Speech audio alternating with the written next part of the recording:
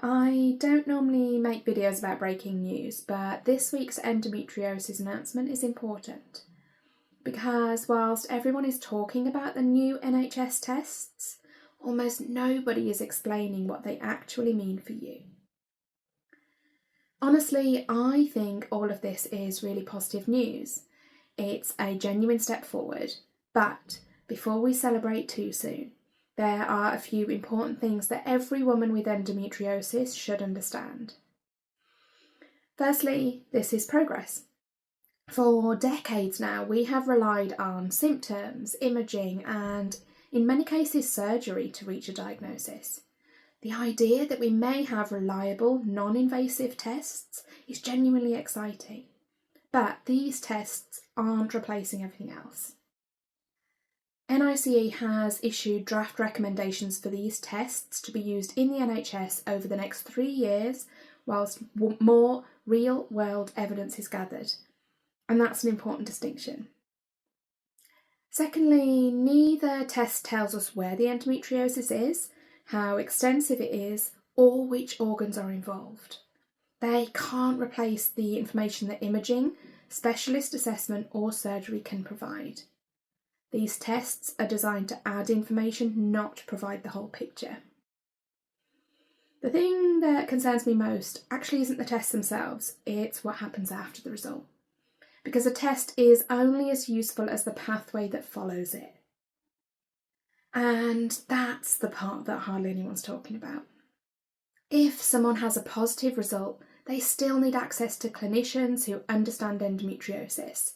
And let's not forget, so many specialist services are already under significant pressure, and we still don't know exactly what this care pathway will look like once these tests become available. If someone has a negative result, that shouldn't automatically mean they're told they don't have the disease. We already know from existing NICE guidelines that a negative ultrasound or MRI cannot rule out endometriosis. And that's because some disease simply isn't visible, and interpreting specialist pelvic imaging is a skill in itself. There has also been research showing that MRI and ultrasound scans that initially report as normal have later been reviewed by specialist teams who then identify disease that's been missed. That is one of the reasons that experience matters so much. With these new tests, the saliva test has shown encouraging results in the studies published so far. The electrical activity test has generated some more debate because the evidence supporting it is currently less established. This is exactly why further NHS evaluation is important.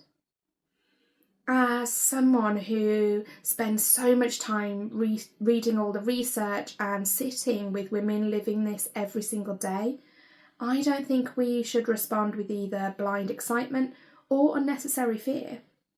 We should respond with informed optimism. I really hope these tests can become another step towards early diagnosis. I hope they save women years of suffering. But let's not forget something important. No test should ever replace listening to the person sitting in front of you.